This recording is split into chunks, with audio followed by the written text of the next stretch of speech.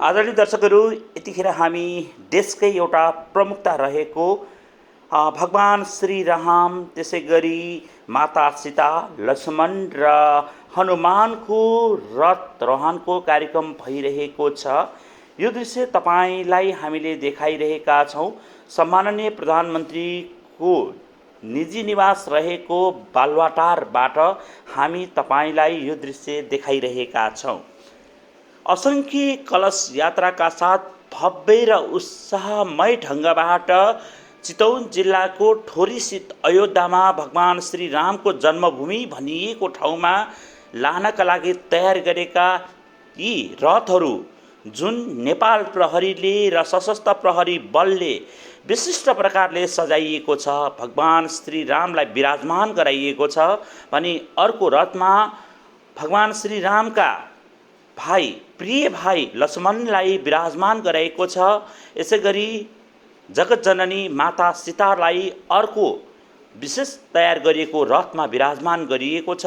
भगवान श्री रामका अन्य भक्त र सेवक हनुमानलाई अर्को रथमा सजाइएको छ। दर्शकवृन्द, हामी तपाईलाई यो दृश्य सम्माननीय प्रधानमन्त्रीज्यूको निवास रहेको काठमाडौँको बालुवाटार स्थित सरकारी निवासबाट देखाइरहेका छौँ। तपाईँ दृश्यमा देखिराख्नु भएको यो रथ चितवन जिल्लाको ठुरी लैजानको लागि तयार पारिएको हो।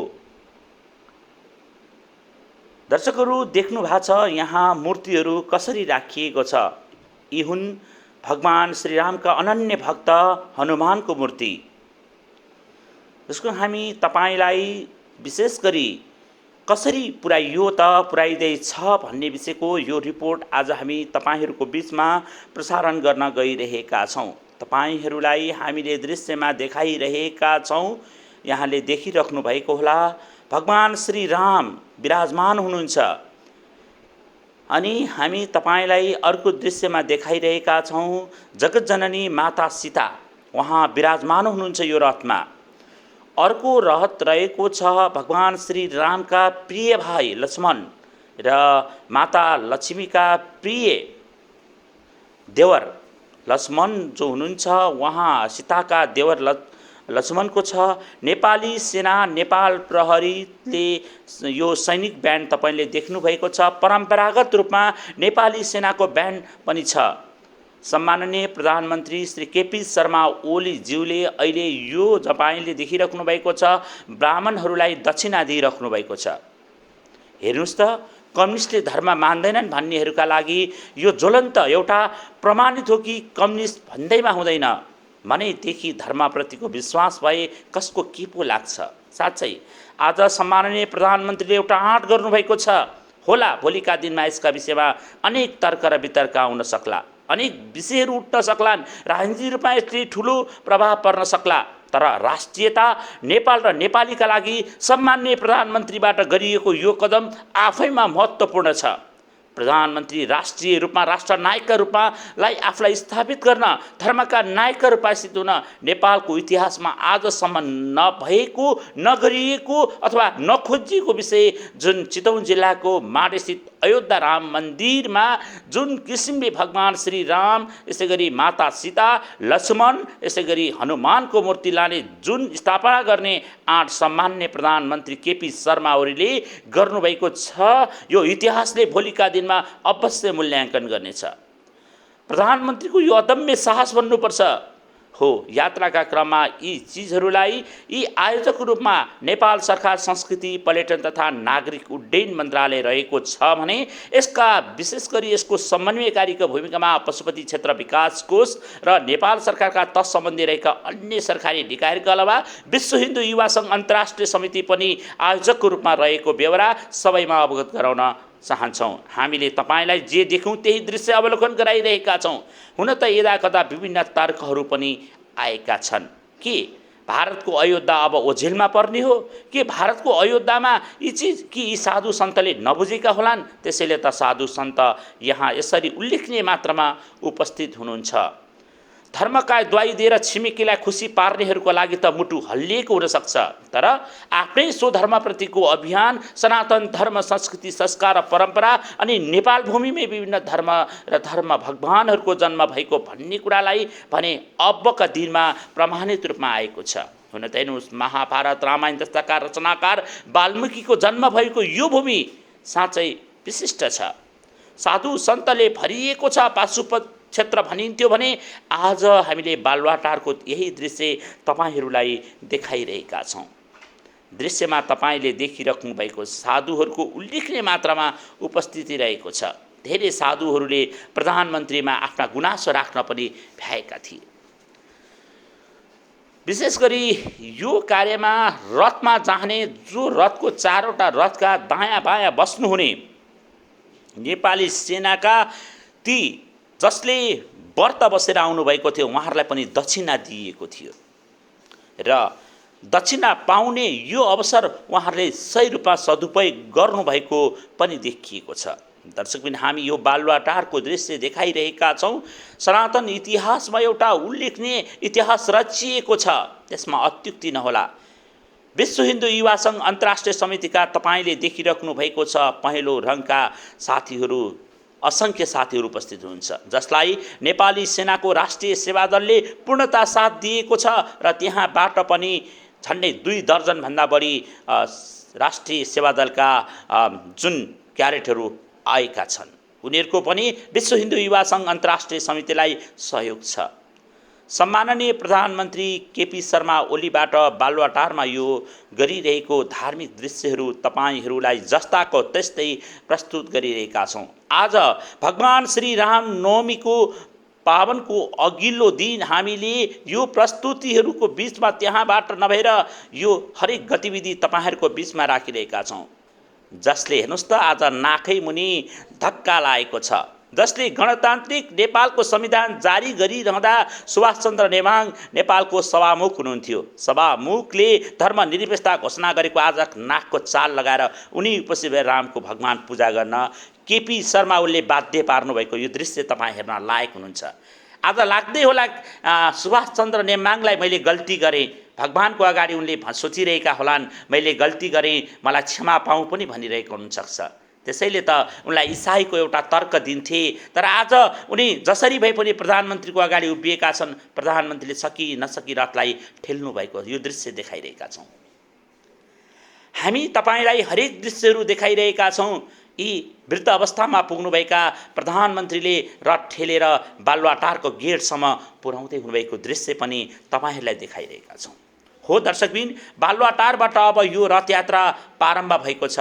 तपाईले दृश्यमा देख्नुभएको छ विश्व हिन्दू युवा सङ्घ अन्तर्राष्ट्रिय समितिका युवाहरू पंक्तिबद्ध ढङ्गले अगाडि देख्नु भएको छ पहेँलो ज्याकेटमा।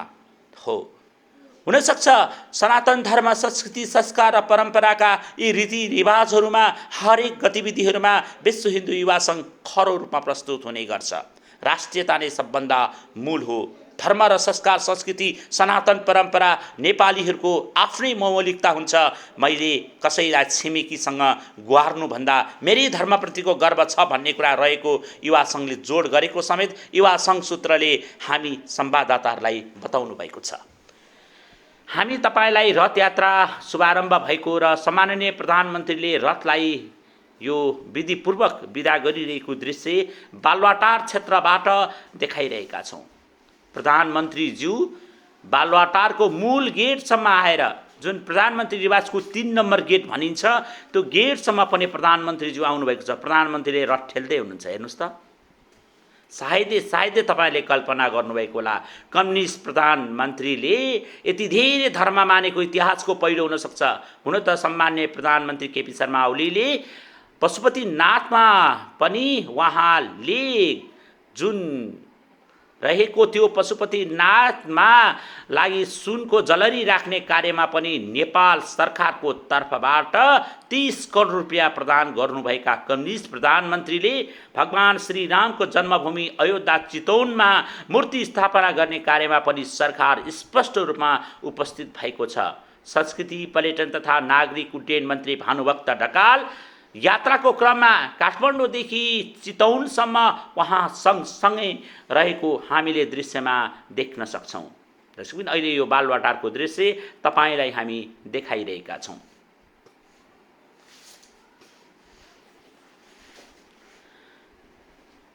रथ यति सहज, यति भव्य, यति सभ्य ढङ्गले अगाडि बढिरहेको छ बालुवाटारबाट। र बालुवाटारबाट बढिरहँदा सम्मान्य प्रधानमन्त्री तपाईँ देखिराख्नु भएको छ, प्रधानमन्त्री अगाडि बढ्दै हुनुहुन्छ गेटतर्फ। सञ्चारकर्मीले पनि छोपिएको छ, झुप्पिएको छ, यो परिस्थिति बनेको छ।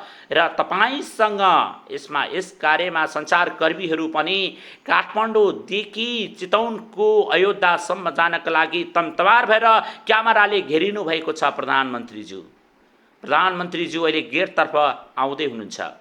हामी तपाईलाई हरेक बलका हरेक गतिविधिहरू यसरी नै प्रस्तुत गर्ने जमर्को गरेका छौँ। चितौनको अयोध्यासम्ममा कहाँ के भयो, कसरी गइयो, कसरी हुँदैछ भन्ने विषयलाई पनि तपाईहरूको विषय, यो सायद तपाईहरूलाई लाग्दो होला सामान्य विषय होइन दर्शकबिन। यो इतिहास एउटा रचिएको हो, सनातन धर्मको इतिहासमा एउटा कोसेढुङ्ग साबित भएको दिन हो। हिजो 2078 सालको चैत्र दशैंको दिन भगवान देवी अथवा नवदुर्गा भगवतीले विजय प्राप्त गरेको दिनको रूपमा पनि लिन्छ। असुरहरूमाथि सत्यले जित गरेको त्यो दिनलाई पनि लिन्छ। भगवान श्री रामको जन्मभूमि चितवनको अयोध्यातर्फ बढेको छ। भारतको अयोध्यालाई कुनै मानेमा पनि कुनै अर्थमा पनि कम भनिएको होइन। राम त विश्वका हुन्, राम त विश्वका हुन्, त्यसैले विश्वभर रामको जन्म हुन्छ। यसैले त भारतवर्ष खण्डमा कतै भगवान श्रीरामको जन्म। र अयोध्याका विषयमा पनि भारतकै अदालतमा अहिले मुद्दा विचाराधीन छ, हो होइन अथवा के हो भन्ने कुराले दुविधा उत्पन्न छ। तर अयोध्याको विषयमा आजसम्म हाम्रा पुरातत्व विभाग नेपाल सरकारले छानबिन किसिमको अनुसन्धान गरेको छ, होइन भन्ने कहीँ कतै उल्लेख भएको देखिँदैन। हो दर्शकबिन, हामी तपाईलाई यी दृश्यहरू देखाइरहेका छौँ। सायद तपाईको पुस्ता मात्र नभएर तपाईहरूले यो भिडियोलाई सेयर गर्नुहुनेछ र आगामी तपाईका सन्ततिहरूलाई देखाउनुहुनेछ भन्ने विश्वास हामीले लिएका छौँ। हेर्नुहोस् त, बालुवाटारको गेटबाट भगवानको यो रथ अगाडि बढेको छ। कति महत्त्वपूर्ण छ। सायद यही महत्त्वतालाई बुझेर होला विश्व हिन्दू युवा सङ्घ अन्तर्राष्ट्रिय समिति लगायतका धार्मिक सङ्घ संस्थाहरूको पनि साथमा साथ रहेको छ। सम्माननीय प्रधानमन्त्री अहिले बालुवाटारको गेट अगाडि पुग्नु भएको दृश्य तपाईलाई हामी देखाइरहेका छौँ। उहाँलाई पछ्याइरहनु भएको छ नेकपाका अर्का नेताले पनि, र जो सुभाष चन्द्र नेमाङ, मैले अघि पनि निवेदन गरेँ, जसले गणतन्त्र स्थापनाका घोषणा गरिरहँदा सर्वोच्च अदालत जुन सम्मानित रूपमा रहनु भएको व्यक्तित्व हुनुहुन्थ्यो सुभाष चन्द्र नेमाङ सभामुख, उहाँलाई आज कति अप्ठ्यारो महसुस भएको होला। तर के गर्नु है, सत्य सत्य नै हो नि। हो, यही कुरोमा हामी तपाईलाई देखाइरहेका छौँ। रथारोहणको यात्राका लागि असङ्ख्य गाडीहरू अब लाभा लस्करका साथ अगाडि बढिरहेको छ।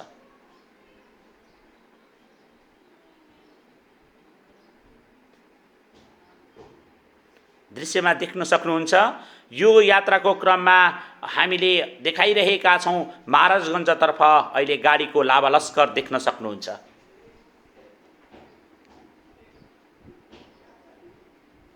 असङ्ख्य गाडीहरू लाग्दछ। आज एउटा सानै यो सलहको लहर आएको हो कि भन्ने पनि बाटोमा हामीले देख्यौँ, सुन्यौँ पनि।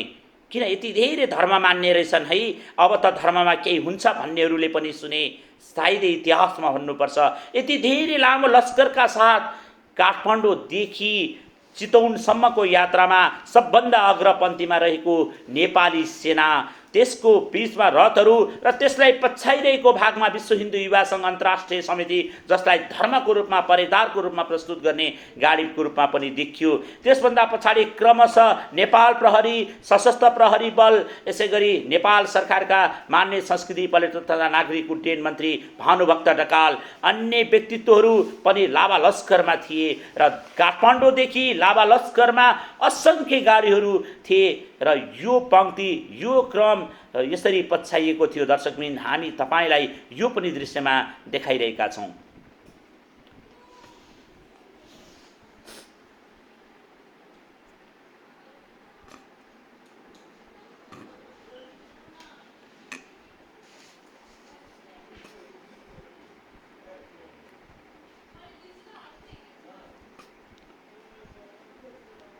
हर पल हर घडीमा यसरी नै व्यवस्थापन गरिएको थियो।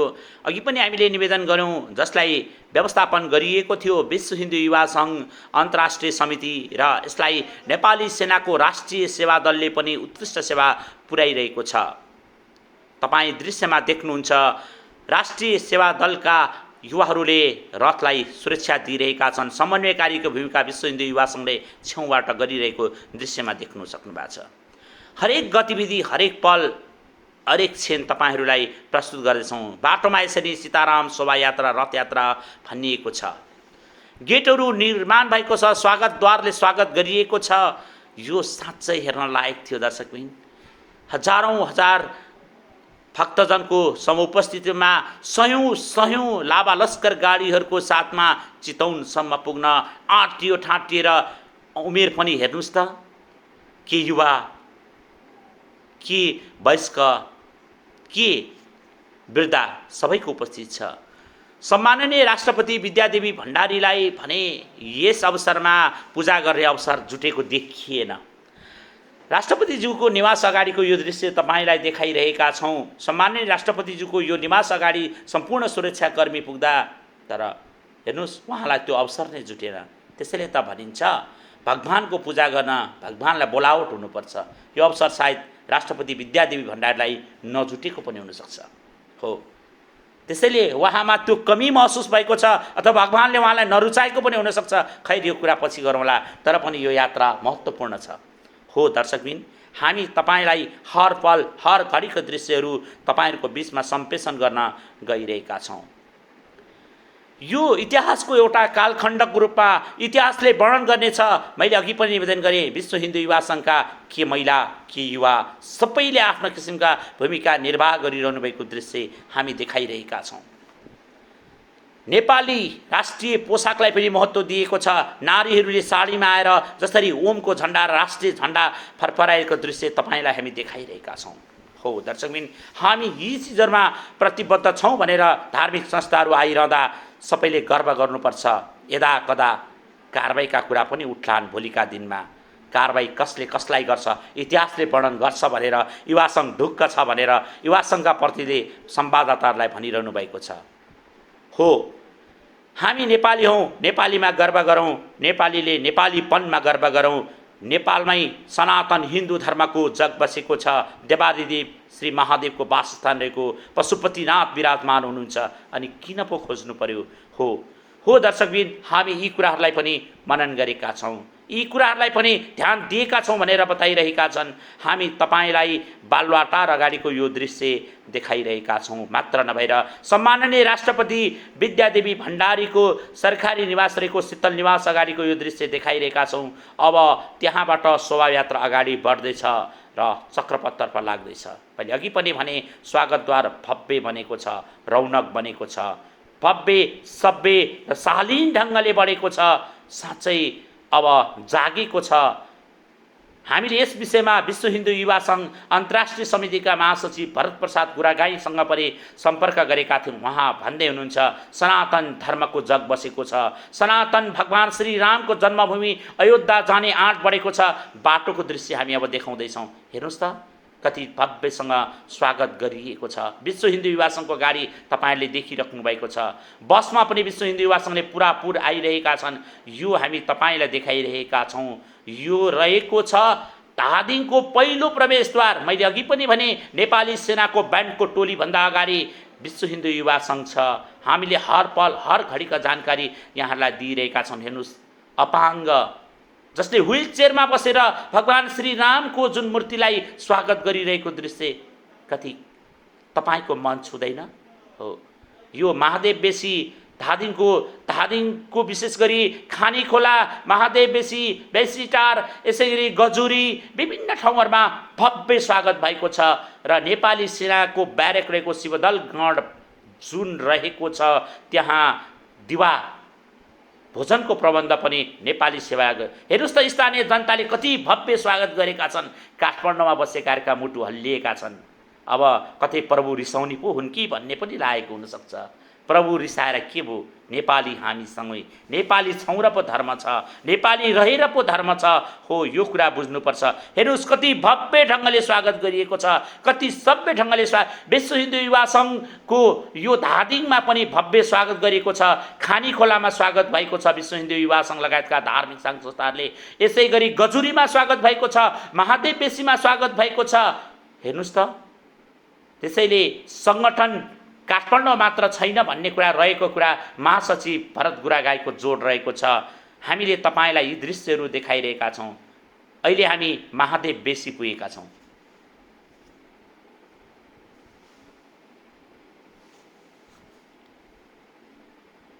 यहाँ पनि स्थानीय जनताले घडा राखेर, दर्शकबिन हामी तपाईँलाई निवेदन गरौँ, काठमाडौँदेखि यात्रा हुँदा हामीले जुन रूपमा तपाईँलाई थानकोटदेखि घर घरबाट घडा निकालिएको छ, सडकमा राखिएको छ, लाग्छ भगवान श्रीराम अब यात्रामा हुनुहुन्छ। भगवान श्रीरामको जन्म साँच्चै उल्लेखनीय छ। भगवान श्रीरामको जन्मभूमि अयोध्या चितवन पुग्दैछ। हजारौं मैले लावा लस्करहरू निवेदन गर्यौं अनि यो भव्य यो सभ्य हेर्नुस् त स्वागत बीचमा कति ठूलो भव्य स्वागत भइरहेको छ। हामी तपाईलाई नागढुङ्गादेखिका दृश्य पनि देखाइरहेका छौं।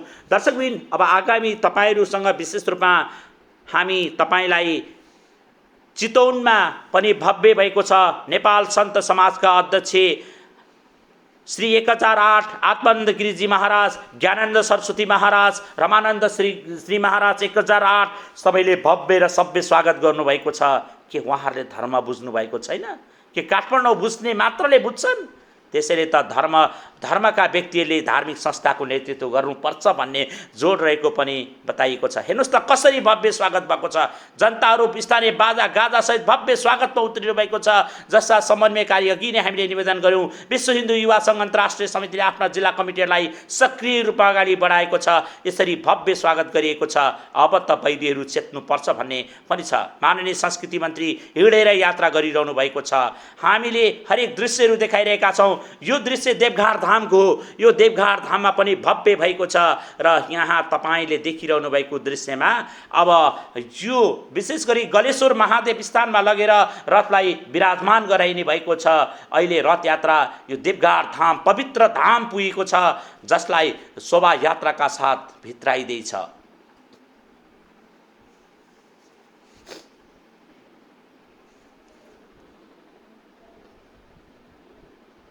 कति आस्था छ हेर्नुस् त। गाडी ढोगेर पनि आत्मसन्तुष्टि छ। हो, यही त हाम्रो सनातनी परम्परा हो। यो सनातनी परम्पराको आफ्नै मौलिकता छ, आफ्नै संस्कार विधि छ, आफ्नै ढाँचा छ। हो दर्शकबिन, हामी तपाईलाई हर पलको हर गतिविधिहरू जस्ताका तस्तै तपाईहरुको राख्ने अनुमति पागिरहेका छौं। पूजा गरिरहनु भएको छ आमाहरूले। हेर्नुस् त, आफ्नै भूमिमा आफ्नै थलोमा भगवान श्रीराम विराजमान भएर आउनु भएको छ। हामीले यहाँलाई यो दृश्य देखाइरहेका छौं। यो देवघाट धामको दृश्य हो। आगामी दृश्यहरू तपाई आफैले हेरेर मूल्याङ्कन गर्नुहुनेछ। दर्शक